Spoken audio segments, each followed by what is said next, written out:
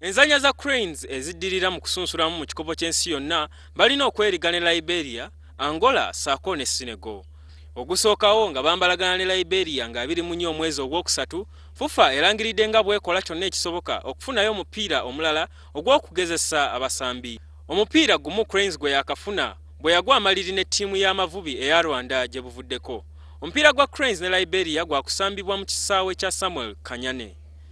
Mu kiseera kyekimu ekibiina ekifuga omupiira mu nsi yonna FIFA nga kiyita mu FUFA kisumuludde omusambi Hassan Waswa okugira nga asambira KCCA ng'ebyomusango gwe ne ttiimu ye gy'abadde asambiramu ettaki bwe bigenda mu maaso. Nitwagala omusambi abenga yagenda mu maaso n'okusamba banaabamaliriza okunoonyereza okwenkomeredde deni banaamuwa ebibonerezo bye oba banaamwejjeereza naye nga ye omusambi agenze mu maaso era ekyo twasiimye FIFA. Ate ebyo nga biri bityo ekibiina ekifuga omupiira mu nsi yonna ekya FIFA kisiimye Uganda ku ntegeka y'omupiira gw'ebigere ogusambibwa ku mbalama z'ennyanja era ne kisalawo okugemulira omusomo ogutandika nga 11 gufundikirwe nga 15 omwezi ogwokusatu.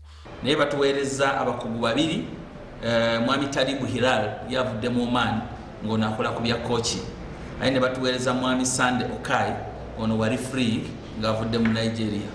Omuzannyo gwa beach soccer bukyanga gubukala mu ggwanga gubadde kutambuzibwa ku musingi gwa liigi nga waliwo enteekateeka ey'okugwagazisa mu masomero.